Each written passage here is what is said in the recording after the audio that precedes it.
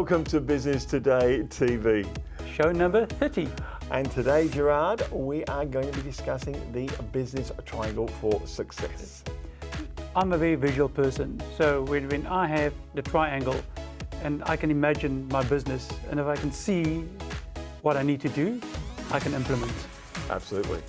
Don't go anywhere.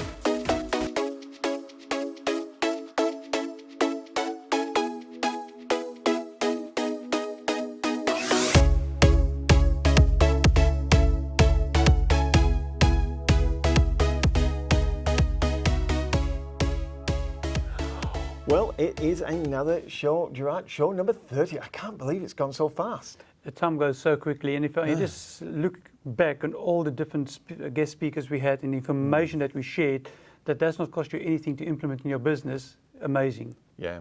Now, a lot of people have asked us about our business club, and they said, what's one of your models? And we have the business triangle as like a core model that kind of sits over the top of everything.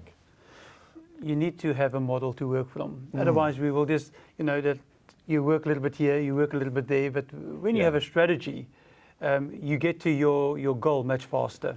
You do. So ours is a triangle. So at the top of the triangle, which is the ultimate aim, is business growth. Now, a lot of people talk about it and they go, how am I going to grow my business? Well, you kind of got to reverse engineer this. You've got to look at, is your business capable of growing? Now, I don't mean to be negative, but is it? When I ran the petitioning company, Gerard, my first clients were paying me, $600-700 a job.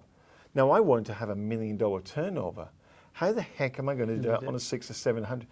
So I had to. It's one tactic I did. I looked at other people doing fit outs and said, is anyone else in my industry earning $1 million plus? There were plenty.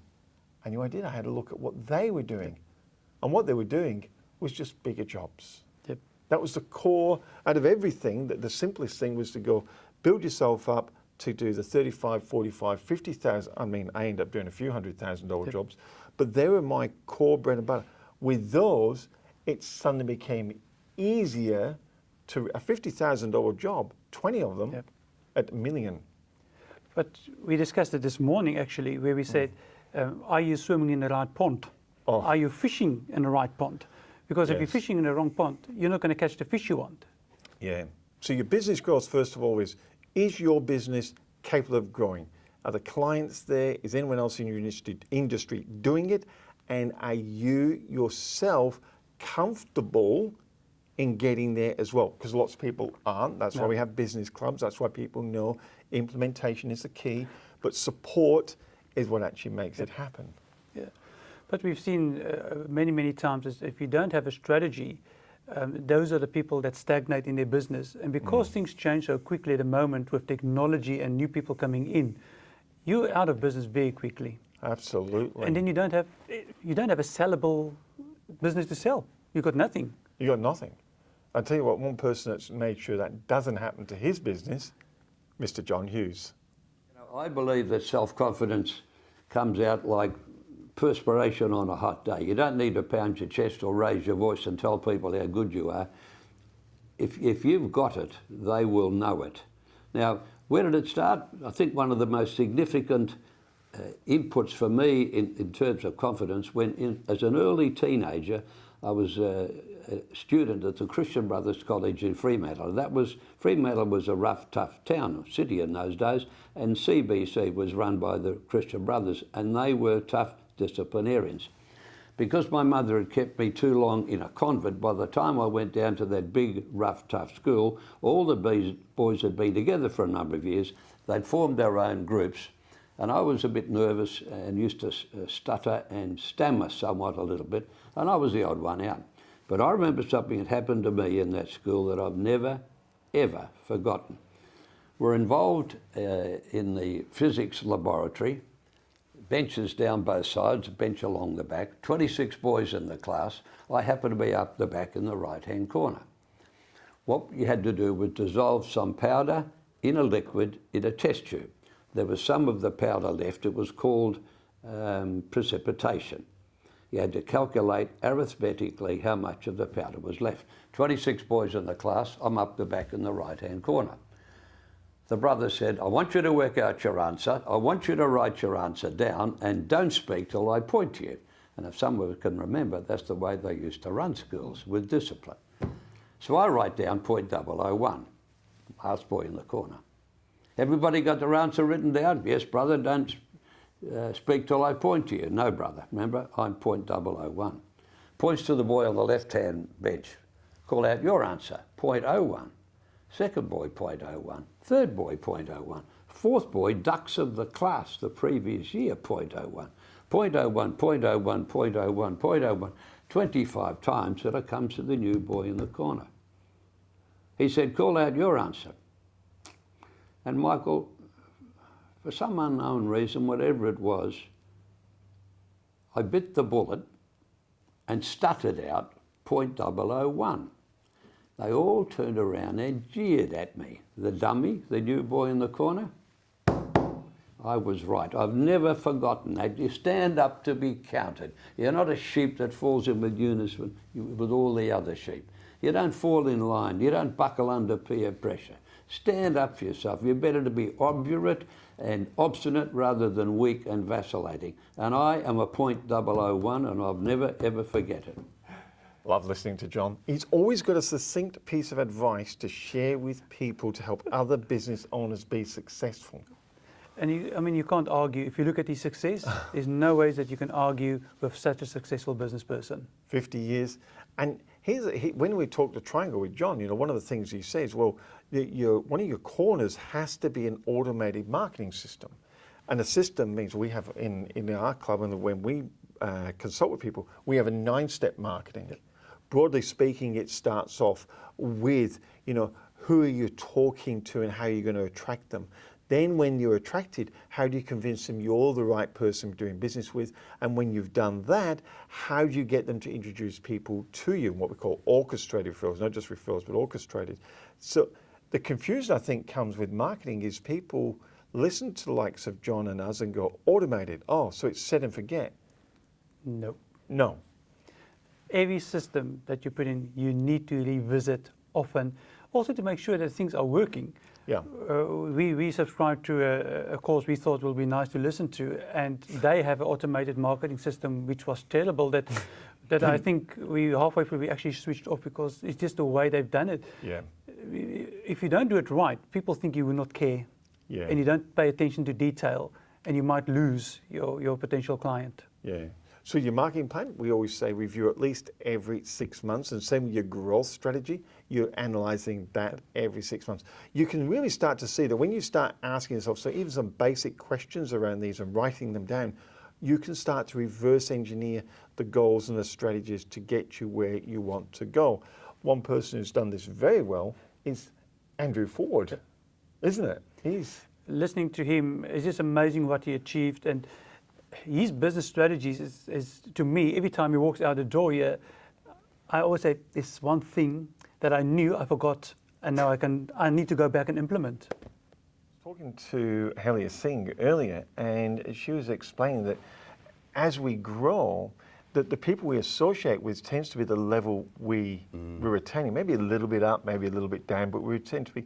So as we get to another level, new people, we tend to mix with that high level. We do. Is that what you've found? You're continuing your associations around you, not friendships, but associations have changed over the years? Definitely. And the area I've noticed it in most, and it only sort of came to a realisation 6 months ago, is in the area that we invest in and like the opportunities that come across you. And I drew a comparison to like a goldfish bowl and a pond.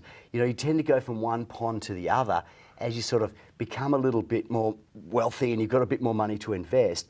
You sort of attract different opportunities to yourself that weren't open to you when you were sort of, didn't have a lot of money to invest. Yep. And that's all logical. And now it just suddenly tweaked me, as I said 6 months ago, and I certainly don't swim in the pond of the big fish, but you can see how those opportunities, you always seem to say, why do the rich always seem to get so rich? And they just have deals that just open up and they make a fortune on the share listing or something like that. It's this that goes back to that circle of influence around you and the opportunities people Either offer you or you discover. I guess it's like when we were kids and we mix around with our friends and a car comes up. You're really saying, so that's that level that you're going, we know about those cars because our friends are, oh, there's a Valiant, or, you know, maybe we should have bought that back in the day, we'd be worth a fortune. Yes, Charger. Yeah, the old Chargers. But, and he's just saying as you grow, so what you're saying is that same occurrences that happen at different levels, as you get your levels up, they're still occurring, they're just different and they're different sizes. Yeah, different sizes. And certainly that happens, I was talking in respect to investments, but the same thing applies to your circle of friends. And there's that common saying, you know, you are the sum of the 5 people you spend the most time with. And that's just so true too. And that doesn't mean you necessarily dispense with friends who may not fit the criteria that you think you might be at, because the old friends are, of course, the most valuable. And I've got a close circle of 5 or 6 guys someone went to primary school with in grade 1 that we still catch up with and play cards every 3 or 6 months. Yeah. And I just value them like gold, you know. Yes. But they're a different circle to my other circles I move in. So when you're doing goal setting, I want to ask you this. So apart from friends are friends. And then when we're in business, we have our associates, and our associates are friends, but they're on a different level. Does that mean that in your goal setting, if you're making appointments to go for coffee, and I know you're very busy, are you looking at who you're meeting to how they align with where you're going or what you're trying to achieve and see there's value there? I think you have to value your time because, as you said, it's a finite resource and you can't say yes to everything. But likewise, I try not to be an elitist thinking they're not worthy of my time at the same. No. So that's a balancing act, because you can get a lot of gold out of people who you may not think, and opportunities. So I try to sort of catch up, but of course you just can't catch up with everyone. But to answer your question, yes, I would say I analyse my time to make sure it is being apportioned as best as I can. Well, you're dead right with Andrew, my friend. He leaves you with always something you might have forgotten, not realised, and gone, I'm going to work on that this week. And the one thing what I realized after listening to Andrew as well is that sometimes we read a book or we do a course, we have to go back to that, because you will learn something again from something you read before or listened to before, because you've grown to a different level and you hear different things. One time I always learn something on this program, and it is with your 60-second question. We've asked our guest speakers, what is the number one personal quality a business owner should have? This might be, a lot of people may not necessarily agree with what I'm going to say, but I think it's definitely people skills, EQ, emotional quotient. But to me, the people skills that a business owner has or doesn't have make the difference, because everything is about relationships, customers especially, but your staff, even down to your suppliers. If you can't get on with them and make them like you and make them want to do business with you, you're really going to be behind the 8 ball. So EQ, people skills. I believe the business owner should know exactly what they want. If you don't know what you really want to do, what you want to achieve, what is your mission and what's your vision in your life, personal life and business, which is actually they are both are related, then how can you have a successful business? So to me, having a mission, vision, and knowing what you really want to do, apart from making money, that's the first thing a business owner needs to know. I do love the questions, Gerard. They really do open up. Even when you've just got a couple of these people to ask, and just the way they answer so quickly. Experience. They experience it, that's why they can answer it so quickly. Yeah. It's interesting when people say, you know, these people are ultra successful, they continue to attract sales to them. And that's the other corner of our triangle, isn't it? Is having a systematic sales system. Is that right? When you record these things up, yeah, having a sales system. There's so many things that we have to think about sales. Who are we selling to? And what is our message to those group of people? And I know when we're in the club and we do our workshops and so forth, and we've got a complete sales system in there, we've got 9 steps for selling. But we say to people, look, when you're looking at sales, are you a retailer? Does your customer expect to come to you and expect to be treated as expect to come into a retail store? Or are they expecting a flamboyant, theatrical, you know, do you sell really trendy new on products, or are you a consultant who does a proper program, who has a team approach, or you relationship, like Max with my building company. I knew what I wanted. He just made it easier for me to get it from the suppliers that had it. You see, for me, when it gets to, for example, with relationships, people buy from people. Yes. But if we have a message that's for example, retail, we're not going to get the right customer that's for our consulting business. No. And I think people confuse who they think they have the right message, but to the wrong group. Interesting, because you know, apart from doing the wrong style, they try to be all things to all people. Yep. And your sentence that you use is that confused. A confused mind doesn't buy. Yep. So I think by having the triangle, you're looking at your business growth, you have your strategies there, you have your marketing system, automatic but reviewed every 6 months, and you have your sales system, how you've actually broken down, and your selling style there, or a buying style that buyers expect. And of course, I know all the time you're reviewing these every 6 months. That gives you a blueprint then to reverse engineer off. Exactly. And for me, is when you know your growth strategy, you know your marketing message, Yep. and you know the style you're selling to, you are talking to the people that needs to buy from you. Absolutely. Look, we have someone coming on now, and the reason we mention sales, it's all about doing something that inspires you as well. Yep. And I guess we're all about wealth creation. That's the idea of having a business. And Helia, who's coming on, talks about wealth creation, but she talks about it in a way that you actually become satisfied and not just always chasing that next dollar. Yep. That is, when we talk future planning, and I've had the pleasure of talking to you quite a bit with goal setting, once you identify those two elements then, is this where the planning then begins to go forward? Oh, for sure. Without fixing one problem, we cannot just ignore it and hope that it's going to get fixed later and go to the next. Exactly. So that's why I think many people, they have mistaken the positive thinking or not talking about negative stuff, because they say, oh, no, that's too negative. I don't want to talk about negative stuff. But without recognizing what is wrong in our life, how can we fix or even focus on the good things? So we need to cement those problems or get rid of them, or at least eliminate them or take the power of them, to not to take all our energy. That's, we talked about it in willpower. Yes. If our mind is just going to keep thinking, for example, if let's say we're talking about tax return, I have a client that is so worried about his tax return. He should be, because of the things he's done, but then he delaying for 3 years, he hasn't done his tax return.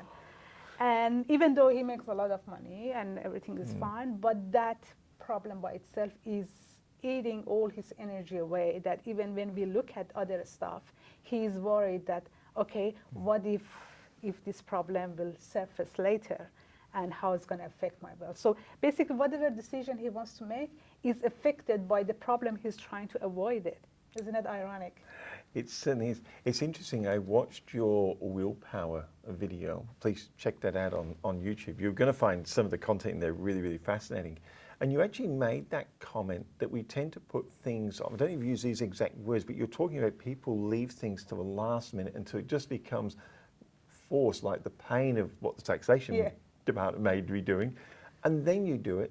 But you made that comment that is actually draining your energy and preventing you from getting on with things. So sometimes it's better to stop, deal with it, and that gives you more energy and more ability to have more willpower to achieve your goals. Exactly, exactly. And for those who, let's say, maybe we have some students who are watching this show, or people who are not at the moment worried about their tax return.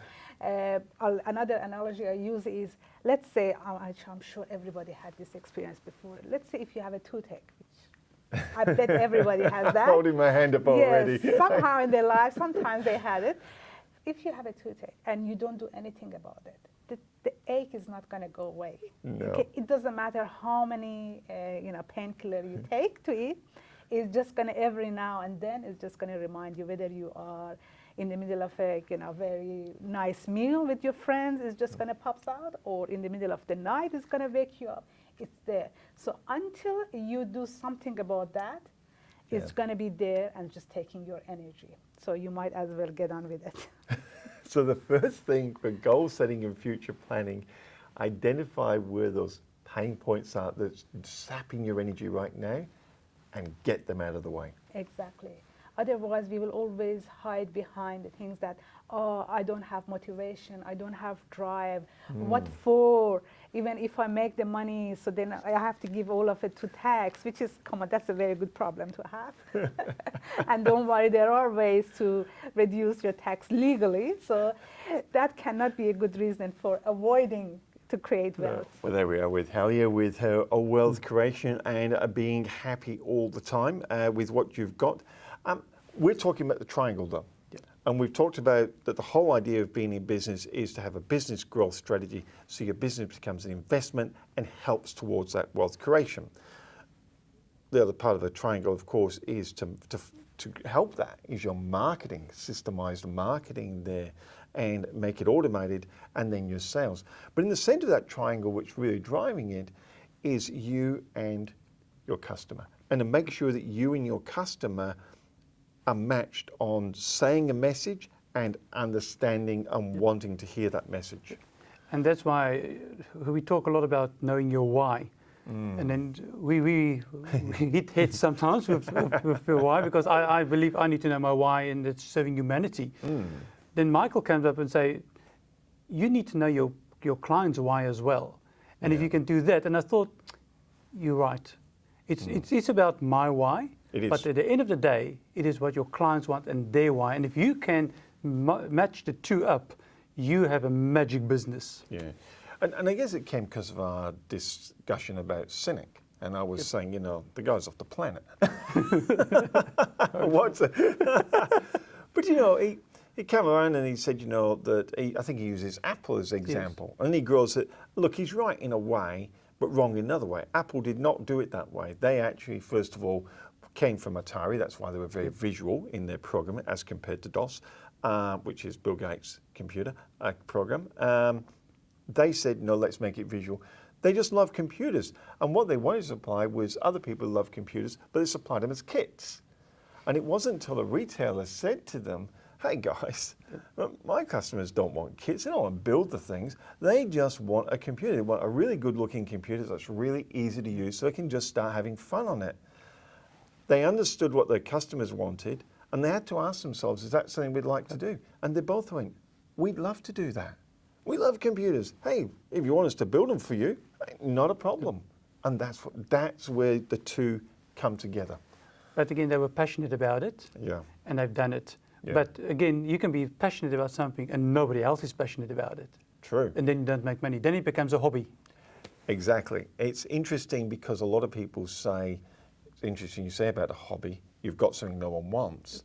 And the other thing is a lot of people say, well, it's a crowded market. Now, cars are a very crowded market, but we see how car manufacturers niche themselves up. BMW always sticks in my mind, whether you're a BMW fan or not. BMW said, I tell you what, let's just build cars for drivers. People who love to drive, let's build a car for them. Steering a bit smaller, give them the little shift paddles, suspension a bit harder.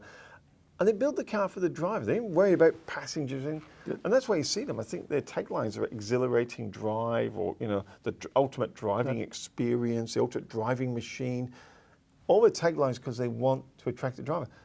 And so they went, that's what we'd love to do. And they had to look at the market and realize there's lots of people out there that would love a car that they could enjoy driving. And the two came together. Yep. And in the Rolls-Royce, it's all about the passenger. Yes. So there's a space for everybody. It's how you market and who you market to. Absolutely. And I think understanding the mindsets around that is really important, because you have to lead in this way. You have to be the leader of your business if you really want it to grow. And I think you hear that all the time from John Hughes. You definitely hear it from our next guest. Annemarie from South Africa. In the conversations that we had during this last month, the theme was finding the leader within. Last week, more specifically, we had a conversation about your mindset as a leader. You find yourself in a growth mindset or in a fixed mindset. When you make decisions, when you have to handle conflict, when you have difficult conversations, where do you operate from? Do you operate from a growth or a fixed mindset? Do you operate from a place of fear, or do you operate from a place of abundance? We also know that your thinking and your perceptions is pretty much the birthplace of your mindset. When we look at neuroscience, and we look at the neuroscience, the applied neuroscience model of the brain having two basic states, the toward state and the away state. As soon as I perceive pain and my brain perceives pain, I'll go into the away state. My actions will be, and we know these terms, fight, flight, freeze, or flock. Flock is a term that got added by the Neuro Leadership Institute in this time of COVID. Fight, flight, freeze, or flock. What also happens is that I am a few IQ points less intelligent, and this has been proven by research. As soon as I find myself in the away state, slightly more emotional in the limbic part of my brain, I am less intelligent. I'm not the best version of myself. Fortunately, I do recover, but for that moment, I'm not my best me. When I sit here, I try and convince others of what I feel. I'm extremely judgmental. I have a lot of assumptions. It's all about me, about the I. I operate from a place of fear, and then very often connected to that with a fixed mindset, with a mindset of not seeing opportunities and possibilities, a mindset of limitations, and often from a place of scarcity, because you don't see what's possible and you don't see how challenges can actually add to your own growth. On the other hand, when you operate from a towards state where the brain perceives pleasure, you will open up, you'll trust people, you'll have amazing results, you'll be more innovative, you will be the best version of yourself, and you will make the best decisions that you could possibly make. When you sit here, you trust people, and you also listen in order to understand, not just to get that answer ready, you will listen in order to understand. When you sit here, we operate from a place of love, and very often closely connected to a growth mindset, a mindset of abundance. When you see options and alternative and possibilities, when you are open-minded in a place of abundance. Where do you sit as a leader? What mindset do you have? What does a growth mindset means to you?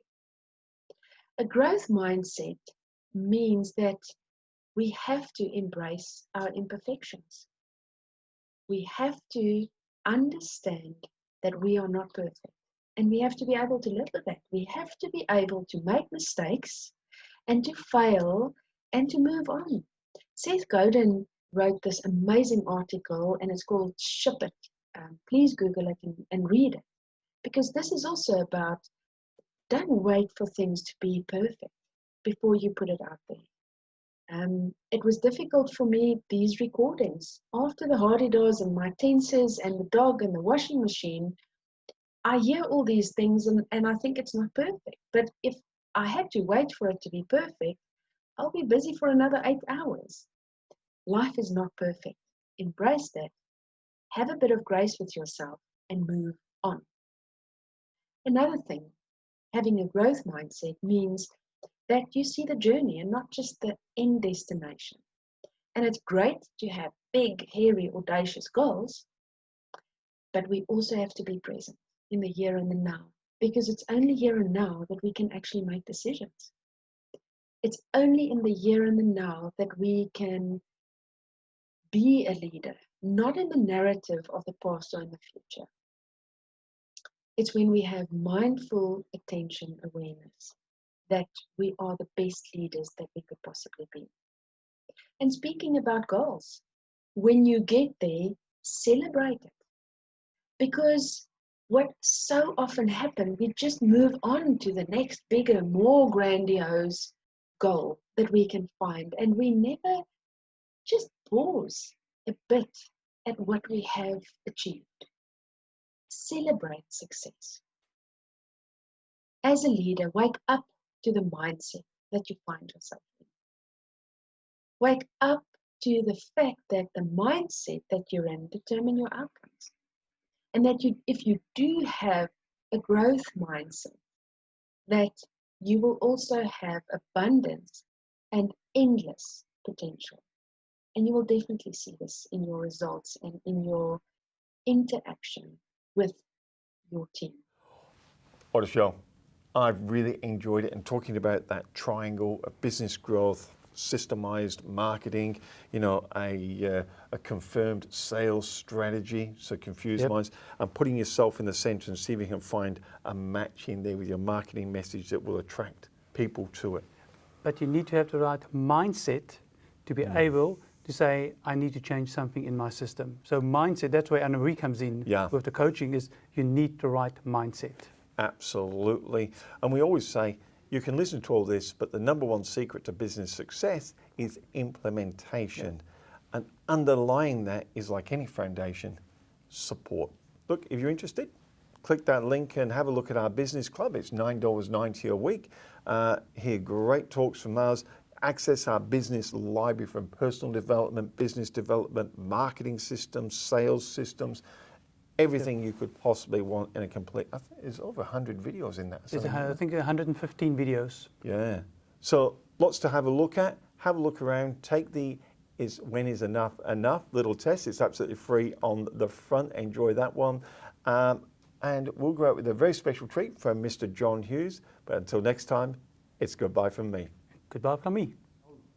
I used to wake up, I was an employee in the car business. I was managing, but I was an employee. I was early 30s. I used to wake up in the mornings, most mornings around 3 or 4 o'clock, with a knot in my gut.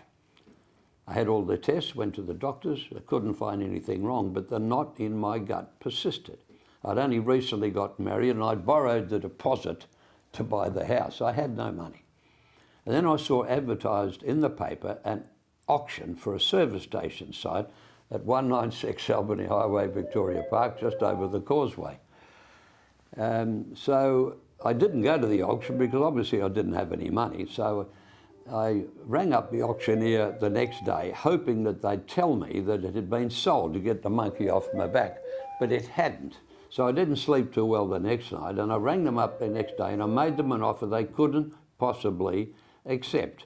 I forget the figure now, forget what it was. 5% deposit in 60 days, another 5% in another 60 days, the balance in 120 days after that. They couldn't possibly do it, couldn't possibly accept it. So I slept well that night. Well, of course, then they rang me next morning and said it was yours. And I didn't have the money, Michael. I had to get my briefcase and walk up and down St George's Terrace and borrowed 120% of what I needed, which you could do in those days. But as soon as I'd made that decision, as soon as one of the biggest decisions financially, probably the biggest decision of my life, the minute I'd totally overwhelmed myself with debt, that knot in my gut went away. It was my body telling me, John, you're not destined to work for other people. And I've got to tell you, Michael, seriously, your body is your best doctor. You listen to it.